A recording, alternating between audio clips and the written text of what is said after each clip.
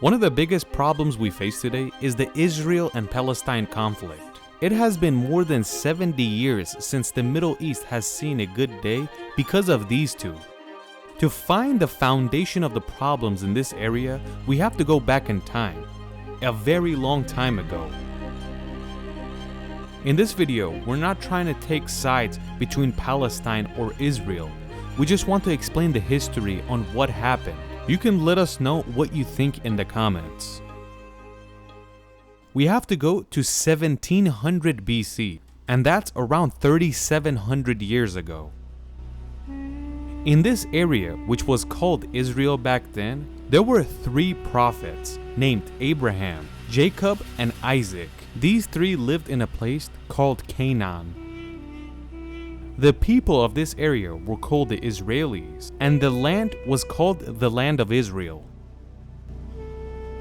We move forward and we get to 1000 BC, around 3,000 years ago, when Israel has its first king, King Saul, which they call Shaul as well. After Saul, we have King David becoming the king of Israel, and he makes Jerusalem the capital of Israel. David had a son named Solomon, and the first temple was made in Jerusalem, and the name of this temple becomes Solomon's Temple.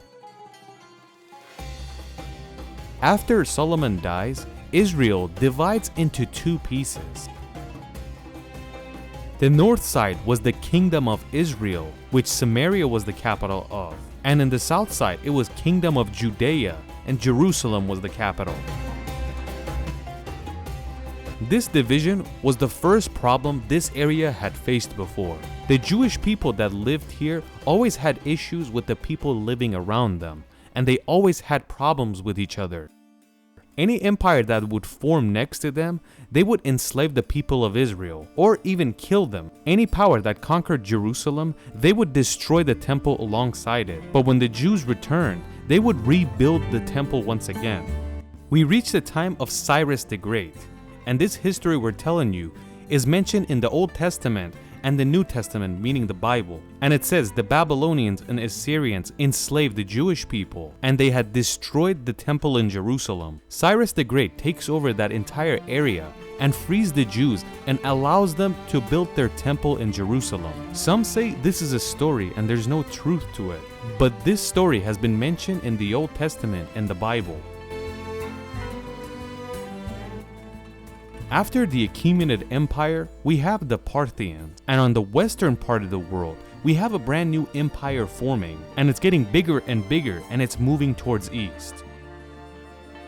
Eventually, in the year 63 BC, the Roman Empire has conquered pretty much everywhere around the Mediterranean Sea, and that includes Israel.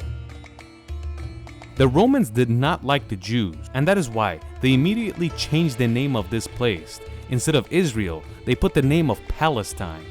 But what is Palestine? Palestine is an ancient Greek word for this area called Philista. And since the Romans didn't like the Jews that were living here, they replaced the name with the Greek version. The Romans didn't really enslave the Jews, but they were not nice to them either. They wouldn't even let them do normal work or have different jobs, like farming or selling goods. And that is why the Jewish people start playing with money. They would put their monies together and create a form of bank and give out loans to the people that needed money. And the number one reason was that they wouldn't allow the Jews to have normal jobs. The Romans, with their own hands, had created a banking system with the Jews, and when a normal person needed money, they would probably take a loan from a Jewish person back then. And the stereotype of rich Jews started back here, because Jewish people always had money during the Roman Empire. You have to know that a lot of Jews were exiled from Jerusalem as well, and you would find most Jewish people living in Northern and Western Europe, and of course the Middle East outside of the Roman Empire. Time passes and Christianity becomes stronger and stronger. Where was Jesus born? Palestine. And where was he crucified? pretty close to Jerusalem, and that is why Jerusalem becomes a sacred place for Christianity as well. We reach the 7th century. The Muslims attack the Persian Empire, and they also take over the Byzantine Empire. And that means Jerusalem is in their hands now. And you have to know that Jerusalem has been sacred for the Muslims for some time now, because before the Mecca, Jerusalem was the first Qibla for the Muslims. But in the year 624, it was changed to the Mecca. When the Muslims take over Jerusalem, they built a mosque there, which is well known as Mosque al-Aqsa, which stands to this day. And after this city becomes a holy place for 3 different religions. After the Roman Empire collapses, the Jews that were living in Europe had a very bad time and they were treated very poorly.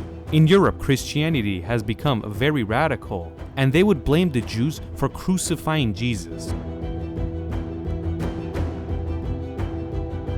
When we get to the 16th century, the Ottoman Empire has taken over this much space, and Jerusalem is a part of it. The Ottomans wouldn't treat the Jews poorly, and they lived easily. But even with all that, most of the Jewish people live in Europe right now. In the 19th century, European Jews, which are called the Ashkenazis, get together and create a group called Zionism.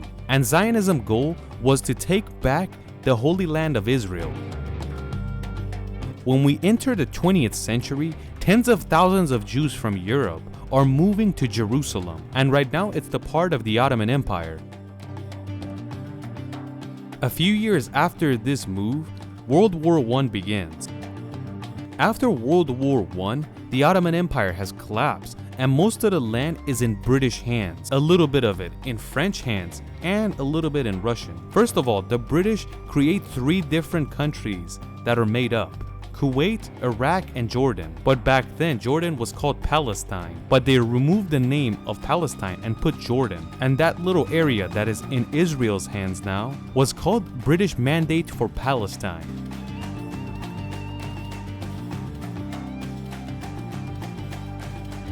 The Muslims that were living in this area outnumbered the Jewish people just moving in.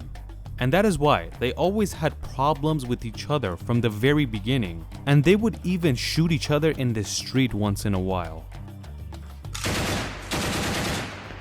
We reach 1933, when Adolf Hitler has absolute power in Germany, and he decided to kick the Jewish people of Germany out.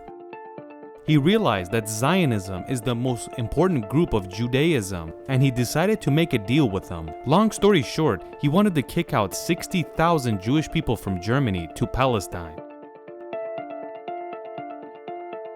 In the year 1937, the British that had absolute control over Palestine, and they didn't want German people moving in, they stopped the European Jews from moving here, and Hitler couldn't really kick out all the Jewish people. 2 years later, World War II has begun, and the Nazi regime would pretty much put all the blames and suffering of Germany on Jewish people, and we all know what happened during the war. We reach 1947. World War II has ended for 2 years, and the UN is trying to cut up Palestine into 2 pieces. Because the Zionist population was rising by the year, and it was getting close to the Muslim population, the UN wanted to cut them into 2 pieces so the war stops. They had a plan of creating an Arab state and a Jewish state, and Jerusalem would remain an international zone because it was sacred for 3 different religions of the world.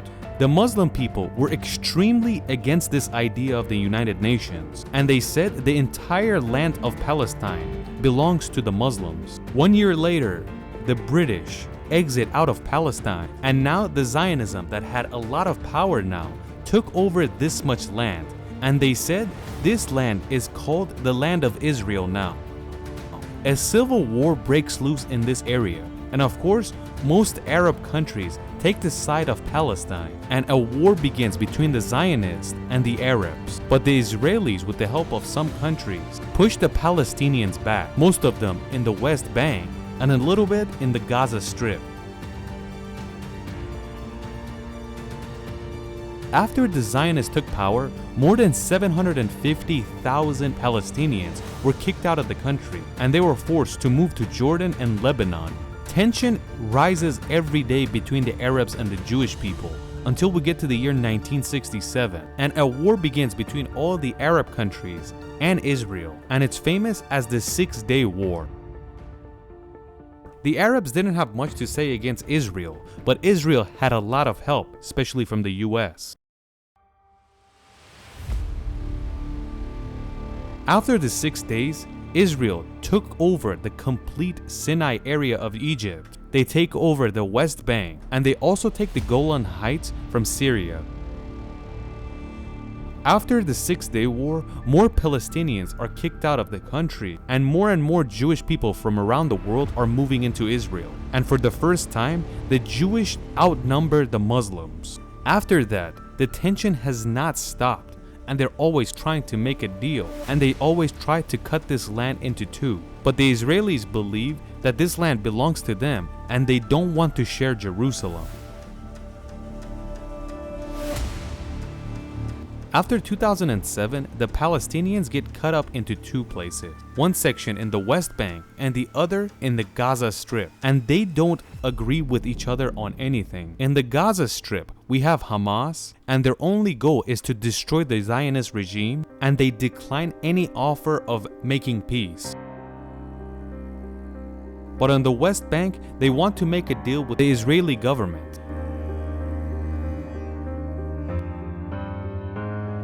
In the year 2018, Donald Trump, the president of the US, made the US the first country to have an embassy in the city of Jerusalem. And doing this made a lot of Muslims around the world extremely angry. But the war doesn't stop. Hamas sends rockets, and the Israelis send more rockets back. A lot of people say that this place is a ticking time bomb, and it's gonna explode any minute. The ticking time bomb has been ticking for more than 70 years now. Is it going to explode, or are they gonna make peace?